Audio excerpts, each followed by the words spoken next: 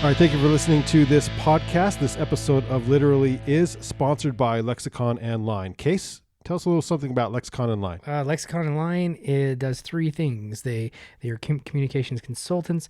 They teach professional business writing and speaking courses, and they are research and data evaluation experts. And you can find everything about Lexicon and Line at lexicononline.com. Please give them a visit, and thank you so much for sponsoring this podcast, Lexicon and Line. This is Case Johnston. This is the Literally Podcast. We're broadcasting from the Monarch on historic 25th Street in Ogden, Utah. Today, our guest is Laura Stott. Laura is the author of two collections of poetry, Blue Nude Migration, Lynx House Press, coming out in 2020 in January, right around the corner, and in the Museum of Coming and Going from New Issues 2014.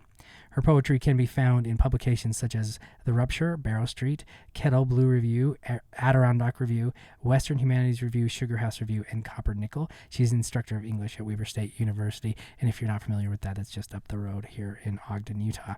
Today we're going to start with a poem from Laura, and I believe it's going to be the title poem of her new collection, Blue Nude Migration, and then we're going to chat, and then we're going to read other poems, and we'll chat, and that'll be about it. So go for it. Okay. Blue Nude Migration. Look, the blue nudes walk across the desert. The western U.S. is dotted with their indigo bodies. They move slow. They stumble down the dunes. They wait in the cool gloom of desert palm. They dig their toes blue into the crust of yellow earth. And all the cactus, so much of it, and all that bare skin. It is high noon. Are they hungry? Are they sad? One rides on the shoulders of a friend. She can watch their sea of nude. Artists have come to watch. They brought their sketch pads, their cameras. Some have brought their harmonicas. The nudes tilt their heads bashfully down or let their arms sweep dramatically by their sides. Where are they going? A young woman asks, gesturing towards them, paintbrush dangling out of her mouth like a cigarette. What will we do without them? A coyote sings, soon it will be night, as the nudes continue their steps, matching the moon's pull to earth, disappearing into the mountains of blue dirt.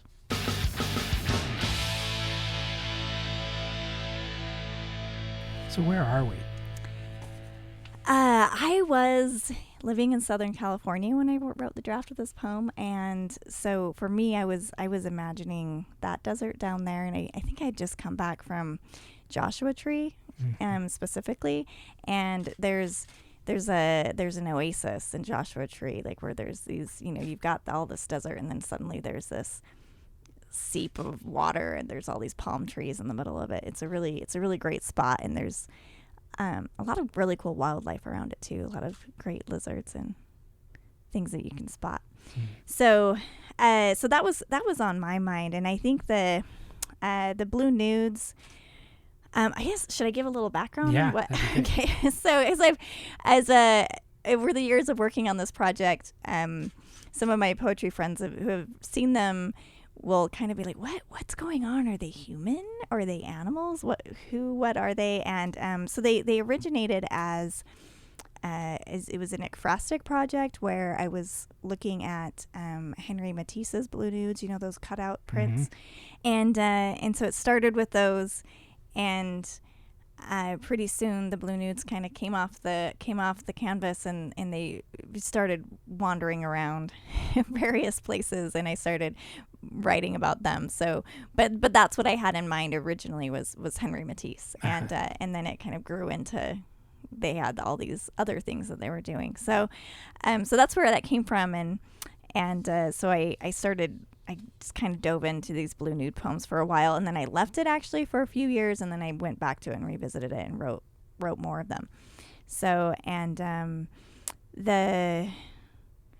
in that, like around them, I have some other poems that are maybe reference other artists, but Matisse is sort of the big one in that book. Yeah. So you're taking them from the Matisse piece and placing them in different spots. So, and this is the desert. Yeah. So in a way, they almost became a vehicle maybe just for me to write about other places or situations. And then place them in this kind of drastic blue against a desert like within Southern California and see where they would go with Yeah. it, and what people would say. Like, I love the voice. Where are they going? And you're like, Yeah. I don't know. Yeah, Right. and I think I kind of was interested in this idea also of thinking about the models for some of these artists, right? That these women or men that sat and were painted, and who are they? Mm-hmm. And just kind of playing around with that idea a little bit in my mind. But I love color. I think color shows up a lot in my work, and I like to kind of I like playing around with thinking about blue. And that, what's the backdrop for that? So. And what was it about the original piece? Like, I've always been drawn to those. Mm-hmm. I like how organic they feel, and yeah, I've always loved them. Yeah. So it was just it's hard for me to pinpoint why, but Yeah. just I've always loved those pieces, and it's kind of drawn me in. I like the figure a lot, Yeah. like in art. right. So. And that's, I mean, as we were talking really briefly before we started recording today, a lot of this stuff, especially with poetry, I like to ask poets some kind of, teaching, I hate the word pedagogy, questions, but with ekphrasis, I've sometimes students kind of push against it, especially new poets that push against ekphrasis poetry, because they want to write really so much about like their own angst and Sure. and broken hearts and Yeah. stuff. What you can do with this Yeah. type of poetry, it's just a different way in at the soul, right? I mean, can Yeah. you speak to why obviously it's a form that you use, a practice that you use, and where does that belong in a young poet's kind of generation? Yeah, well, gosh, and maybe it's not visual art, but everybody has some form of art that they're really drawn to, and whether it's dance or music, and I feel like however you feel as you react to like something when you hear a song that you love, and you have to replay it 20 times, and And it doesn't matter the age. Like that Right. happens now. Yeah. It's not even, that's not a young thing. Yeah. And so, and just whatever that is stirring up within you, I think like being able to say, okay, reacting to other artists and creating something new, I think is a really great experiment. And being careful not to, something I'll tell my students about the ekphrastic process is don't summarize it. Don't, just describe the Right, painting. strictly describe it. Yeah. Yeah, like what in here can be some, get into the mind of the artist or a mind of someone on the canvas or something to just kind of do something new with it. But we're constantly surrounded by other artwork, and I love sort of the idea of how can we respond to each other. So my sister actually read like some early drafts of these poems. She's a visual artist, she's a painter, and she said, I'd really like to do some paintings to go with these poems, which I got excited about because the poems were responding to artists, and so I loved the idea of seeing this cycle of starting with visual art and moving to poetry and then going back to visual art. And so I got lucky enough to find a press that's willing to print full color throughout the whole book, and there's going to be some of her paintings in the book. Yeah. So that kind of shows maybe that cycle of how that works too. Yeah, and that's awesome. Yeah. I mean, that'd be excited. so cool to see that Yeah. in a book. Although I write for a running magazine out of the UK, and they don't pay, Yeah.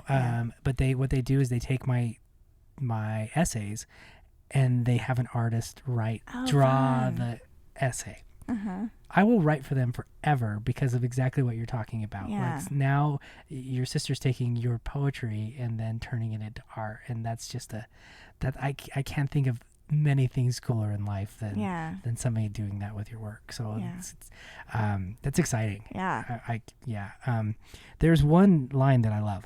I mean, I love a lot of lines, but I'm just saying, but this one stuck out, and I think it's probably because of this contrast in blue and yellow, where they dig their toes into the yellow desert, right? Mm-hmm. And it's kind of, I mean, it's a really interesting look at those really drastic contradictions, you know. I mean, with blue and yellow, they are so drastic. I mean, when looking at this poem, and like I say, like with poets, I'm always just asking questions, because what was, like, did that one just come like blue against yellow, or was it strictly because we look at the desert as yellow? I mean, because we could see the desert floor is differently than yellow. Yeah, there's so many colors. So many colors that you could describe it. Was that something that you played with, or was that one of something that just came? You know, I think it just came, if I'm remembering right, but it might also be partly because I've been surrounded by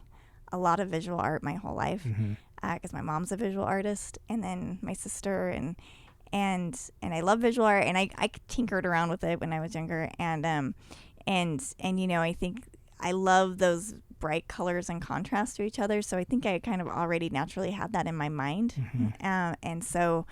And I love the desert. I love playing around in the desert, and I like noticing all those different colors in the sand, and so I may have just had the yellow in my mind from a recent trip. Who knows? But it did just kind of come. But yeah, and I also like the other sensory details of that. Of just the desert can feel so unforgiving. You know, it's just there's so many sharp things, and so I like the idea of thinking about the nudity too, and those bare toes on something so rough. Right. Yeah. And then we end with blue dirt of the mountains. Yeah. You know, I mean, does that mean, I'm trying to think of it in a way, like with them moving there, so we get a coyote sings, "Soon it will be night," as the nudes continue, their steps matching the moon's, pull to earth, disappearing in the mountains of blue dirt. And is that just the nighttime, or is that what? Yeah, it is the nighttime, because I've always, that's something I've noticed since I was young, was just the way the colors change according to the time of day in the desert, and really wherever you are. But and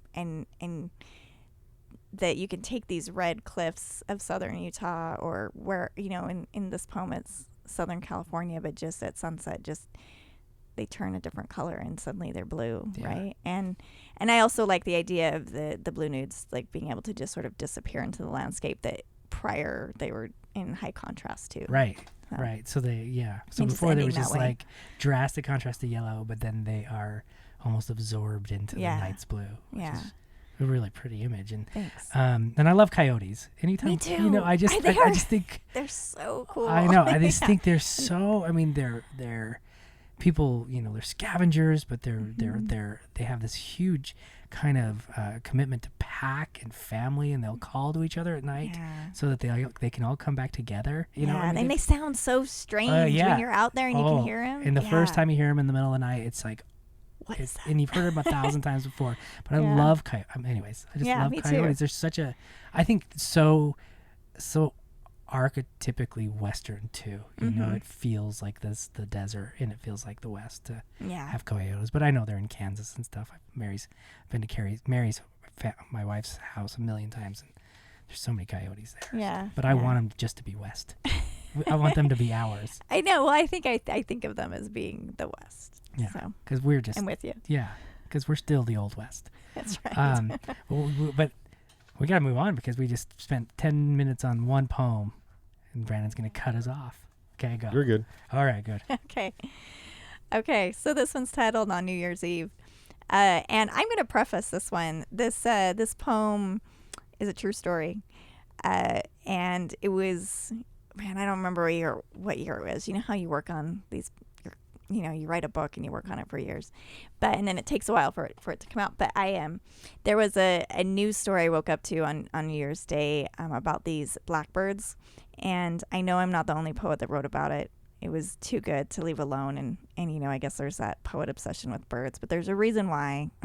Anyway, but in this poem, they're not blackbirds, they're blue nudes. So on New Year's Eve, 5,000 blue nudes fell dead in Bibby, a small Arkansas town. It was all over the news. Everyone woke New Year's Day to naked bodies strewn over cold concrete and yards. The blue nudes dropped onto mailboxes, dented cars, their bus posed with spines bent backward, bare to winter. One blue nude fell onto a woman walking her dog around midnight. It both shocked and depressed her. Experts say it might have been fireworks that frightened the nudes, unable to see in the darkness of a coming year. Is this the end? Reporters go away, scientists explain, artists weep, poets write poems about miners and canaries. They try to create a myth or a metaphor to understand. The ending contains blue fingers over blue faces, a feeling that will all go on with life, even as doomsayer rolls off grainy tongues. The results are coming in. The experts collect and count the bodies, while a mother counts the number on her lawn. She tells her children not to play with the poor dead things. I remember that. You do? Now Yes. I remember it. Yeah. Okay. Because it was shocking. Yeah.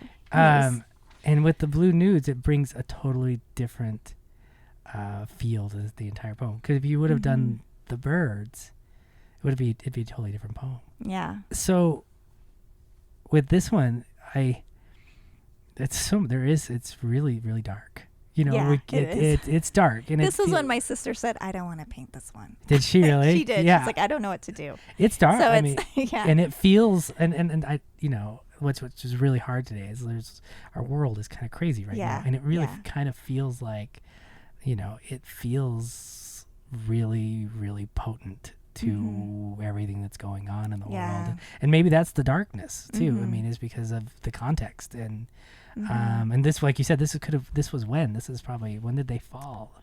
2000. Might have been 2010.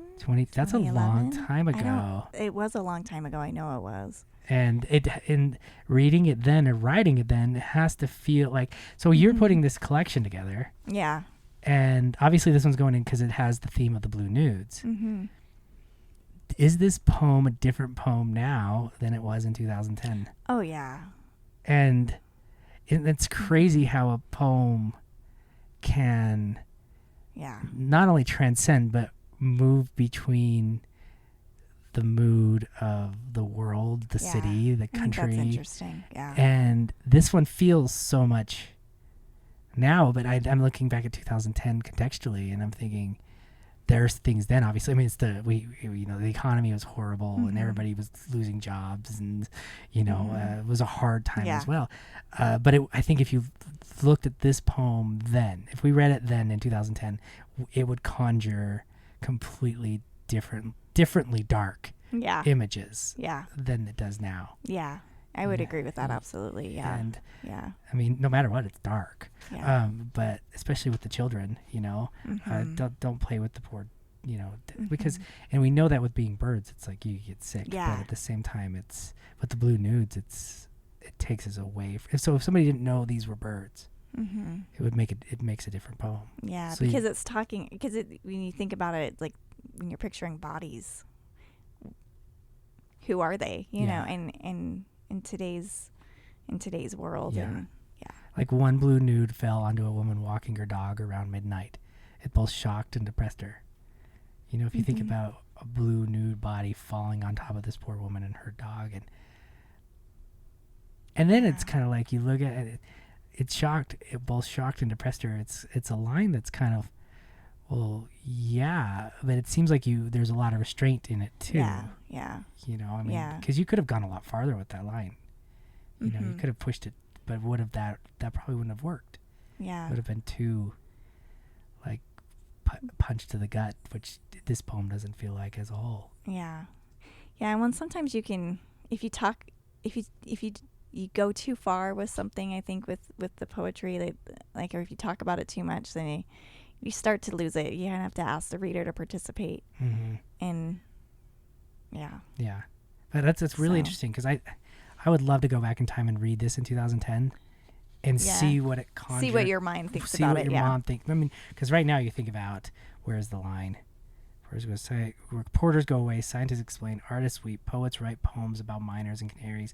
They try to create a myth or a metaphor to understand. And if you just look at the heavy words, the heavy nouns in that, we get reporters, which is such a big topic today about media. Yeah. Scientists the same, artists the same.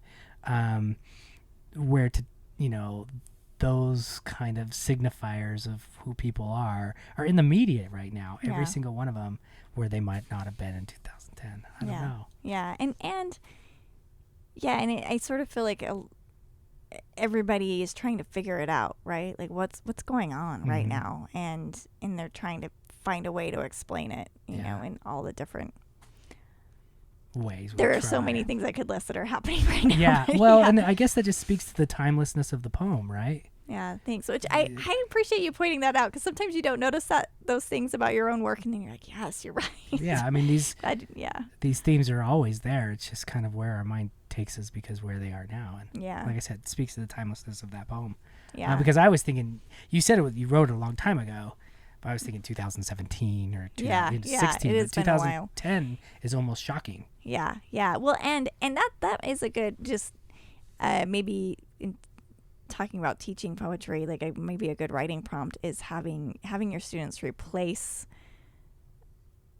an object or an animal with something else that's very different, and see how that changes the meaning of the story. Yeah, you know, and it creates all these different layers. Yeah, absolutely. Just change that main protagonist out of whatever it might be. Yeah, I did something the other day where I was teaching prose poems because it's the only thing I can teach, and I told him to write a prose poem, a political prose poem that has nothing to do with politics. Yeah. Because it was one of those things I was running into the classroom like, I need to think of an exercise. And I was like, and it worked. Because they went, you know what they went into? Is they went into high school politics. Like all of them were like, oh, you know, it was like Mean Girls. And I was like, that's actually kind of okay. Yeah. So I'll keep it. Yeah. I like that one. I'm going to steal it. All right. Let's go with, is it Once in a Blue Day? Yeah. I'll do that one. Man, and this one's even older. So don't tell us. Okay, so I'm just realizing I wrote some of these poems so long ago, and there are some that are fairly new in the collection as well. But when I was in graduate school, I was managing editor of Willow Springs, and I remember publishing a poem by Melissa Kwasny. I think it was Reading Novellas in Montana, and it was the title of the poem. And then about 10 years later, she had a book come out, and that was the title poem of the book. And it was a good thing for me at that moment to realize, okay, that's how long it takes sometimes. Yeah. We published that poem 10 years ago. I remembered it. And so then I don't feel so bad when it takes me so long to get it out. No, anyway. Well, we just interviewed Lee Camacho Works, who's got another book coming out with Black Lawrence Press. Nice. And she had written a story called Clowns that we had published in a literary journal in 2012. And that was in her collection of short stories. So I think, well, as writers, we know this, that time doesn't exist. Yeah. But for readers and new writers, I think it's a good idea to say, hey, be patient. Okay. Yeah. Because, time does not exist. Yep. Okay. Once in a Blue Day. I'm not talking about the blues. I'm talking about when you can't help but notice what's hanging over you, like the sky does in June, like Mrs. Tate does when we forget to come in from recess. Our only concern is the blue snake, come in from the alfalfa, found with half a gopher still hanging out of its mouth. Some of the children run away. My brother yells, "Don't touch it." Suddenly somebody picks Blue up and starts playing it like a trumpet. All you've got left now is your whole world open to meaning, and you don't want it to mean anything.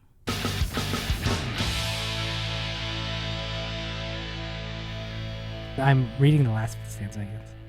Oh, so they named him Blue? The snake? The snake? Yeah. Yeah, you know what, this is and that's why I was going back for it. Like, all of a sudden I saw Yeah. I didn't think of it like that, but that's a way to think of it. I think maybe just the speaker of the poem was naming the snake Blue. But I definitely feel like this is one of my more surrealist moments. And I do love surrealist poetry, and I feel like this collection is more so than my first collection, kind of getting into the surrealism.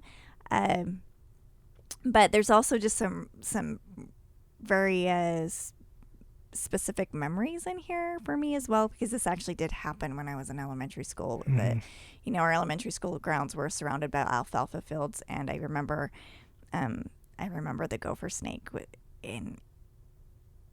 the snake, like with the gopher hanging out of its mouth, and that was the name of my teacher. But anyway, taking those kind of surreal moments you have as a kid, and then just I think this idea at the end, like and one of the reasons why I selected this one is just sort of an example of one of the poems in the book that it doesn't have the blue nudes in it, but it's playing around with the color. Yeah. So and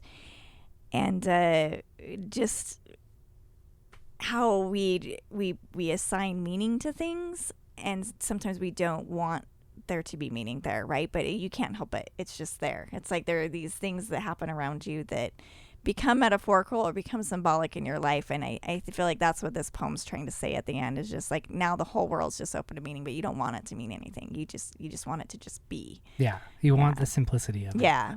Well, that's why I paused for a bit. Just I was breaking down how it moves, because at the first 3 lines we get this very, very larger life kind of philosophy, and then the last 3 lines do the same thing. Then we move from like the sky, which we get this really concrete. We move from that kind of larger philosophical ideas to the concrete, then to the very concrete with scene, and then the kids play it, and then we move back like a trumpet, which is a larger or concrete, but it's more general.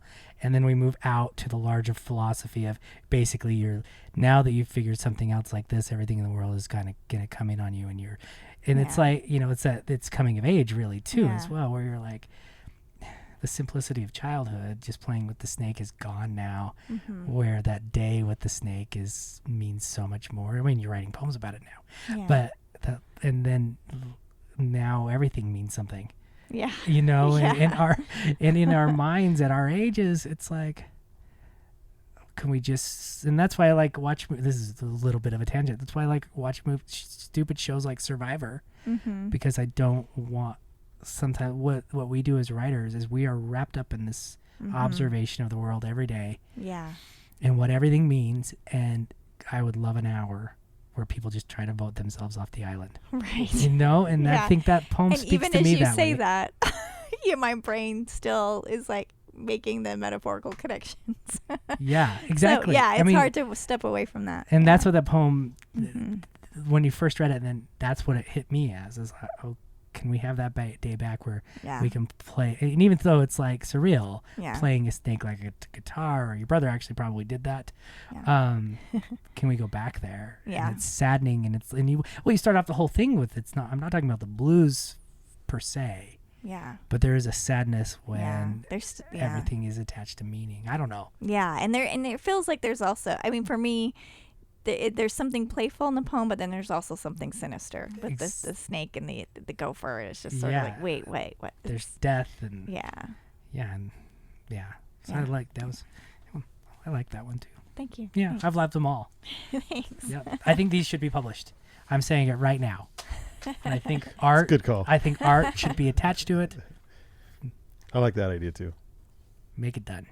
Okay, should we do just one more, or do you think that's what we have? Let's do. What are we at?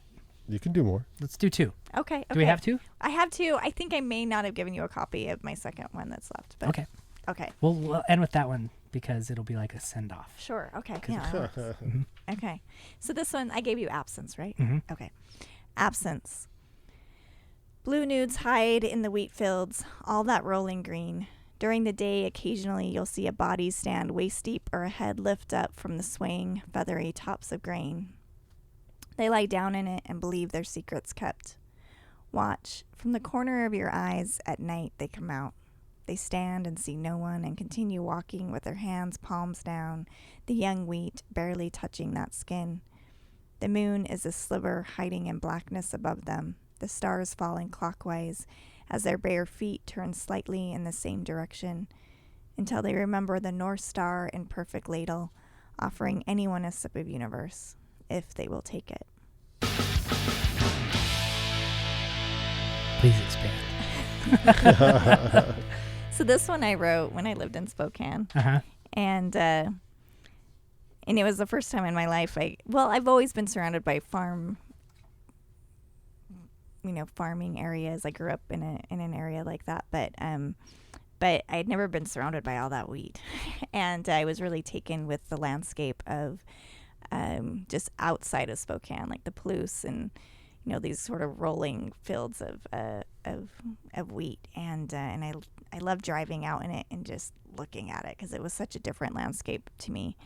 And so this poem kind of is sort of visiting that in my mind. Actually, I don't think I wrote it in Spokane. I probably was later, but that's what I was thinking of was the area around that city. So, and I think this is an example of me using the Blue Nudes as a vehicle to just get into the details of some landscape, and also just sort of the magical feeling of walking out into a landscape and being able to just kind of disappear in it and look at the night sky. So, and I guess in a way the poem at the end is asking the reader to stop and maybe pay attention to that too, and just look up at the stars. So I was thinking about this one part with the young wheat, because it's obviously they're palms down, right? And so the young wheat is barely grown. Yeah. It's so you can still see. Yeah. Right? You can still see the horizon and still see the distance, because with tall wheat, right, you're lost in it. Yeah. And it would be a different feeling. Not that high. It's just it's just, and probably small, green, fresh instead of the older wheat. And I like, I think a lot of times we don't get a lot of this. We don't get a lot of poems anymore that put us out there. Yeah. I don't know what that is. I went to school in Kansas, and it was the first time I ever saw the plains. And this one, to me, is that feeling, that exact same feeling of it's growing up in Utah, growing up here in Ogden, where the mountains close you in and you feel almost like they hug you. You're like, I'm comfortable here. The mountains are always, they're part of me. And we always talk about like setting and landscape and why that's part of our lives and who we are. But then going to Kansas is exactly how I felt here, in that sense that I would go out and I would stand there, because getting away from Manhattan, Kansas was like a 3-minute drive, less than that, and it was all stars, and it was all just forever. And to me it was a little scary. A lot of it was because I didn't know directions. Here was the east are the mountains, west is the lake, north is Idaho. Yeah, it's so easy to know your directions here. South is Provo and Salt Lake. And I got that. I almost had a lot of fear when I found myself in the same place as the narrator in this poem, that it was this massive universe, but I had lost that hugging feel of the mountains. Yeah, I think that's really interesting. It's just because I grew up in Utah too, so I know exactly what you're talking about. And I remember when I was in graduate school, just, we'd driven out to one of my professors, Jonathan Johnson. He and his wife had built a cabin in northern Idaho, just middle of nowhere, and they were hosting some sort of event out there. And I had driven myself and some other friends out to it, and then coming back, it was just me and one other girl, and she was so freaked out by the woods and just the nothingness that we were driving through, of just the wild, and I couldn't have been more comfortable. I loved it. And I just think it's interesting how we get those when we're, how place can do that to us, and we can feel unsettled when we're in those unfamiliar spaces. And and it's just part of us. I had a friend, we have a running friend she came from New York. Yeah. And we were like, let's go trail running. Yeah. And she was like literally frightened. Yeah. She's like, what about the mountain lions? Yeah. And she's like, I won't run alone because I just feel completely uneasy in the mountains. And have you ever felt a mountain lion though when you've been out there? I think nowadays you can feel them. You can. Yeah. You can't see them. Yeah. And I'm more scared now than I was when I was 20. Now I'm like, everything that's like, and I think this is parenthood, and we're going off a little bit, but I think this is parenthood because of your mortality. Yeah. I got to be around for him. And if there's a mountain lion there, when I was 20, I was like, whatever. Yeah. The older you get, the more the sense of mortality you have too. Absolutely. And she was like, we went up Strong's, and she kind of like, it kind of freaked her out a bit to be that far away from concrete. There is one specific spot in Strong Canyon that I always look up and I'm like, I know there's a mountain lion up there. I can feel it. I know. Yeah, so it's something I've thought a lot about. They've been more. It seems like they've been more prevalent lately, haven't they? Like the one guy that killed a deer in his backyard in Salt Lake the other day. And I think they've. It's interesting how you phrase that. I think they've always been around the same numbers. Sometimes they come down and sometimes they don't. When they come down, it's a big deal, and all of a sudden they're more prevalent. But I think it's just one of them decided to come down. I don't know, bad winter or something. But they've always been there, and I know people who ran into them on the trails. Sort of jealous and sort of not. Yeah. So. Yeah, it's interesting. They're stealthy animals, so they're good at. Yeah. I feel like I've had it 2 or 3 times in my life where I could hear one, or somebody I was with saw it and I didn't see it, but I've never actually seen one in the wild. But I've been very near, but without seeing them. There was only one time we were up during high school, sitting on that big rock above St. Joe High, and we shouldn't have been up there, and it was me, and I think I was on a date. And we heard one, like, the cry, the Really? Yeah, and we knew we had to get from the rock down to the road, but we had heard it out there. Yeah. In the middle. And I've never been so scared in my entire life. Well, there's other times, but in that situation. No, but that's very. That was freaky. Yeah. Anyways, that got us there. That's good. All right, final poem, I think. Okay. And then I don't have a copy, so this will be like Laura's send off. Yeah, and it talks about the wild animals in here as well, so it's a good transition. And I'm realizing suddenly that how much these poems, as I've been reading these selections that I chose, how much they are talking about place. So this one's taking us to Alaska. This is what didn't happen. The Blue Nudes are lost in Alaska. They wander around the woods on a large island full of moose and bear. Large paws are tracked in mud. Hemlocks creak with wind. Layers upon layers of moss. The nudes want so badly to lie down in it, feel the damp on their skin. There are blueberries to eat and red squirrels that shout. Ocean rises and falls a few miles from them in any given direction. The nudes feel the breath and hear the creatures with large hearts swim and sing. We must be so close. Do they see whales rise? No. The Blue Nudes, the lot of them, have formed a circle in the woods after hours of walking. Remember this tree, broken here like this? The nudes continue searching. What if we are never found and we never find? They stagger into a clearing full of feathers and drops of blood. They think of the tide retreating and boats that can take them away. They are moved to pray. They kneel beside a false azalea and ask God to provide a bird to lead them. They pray and pray.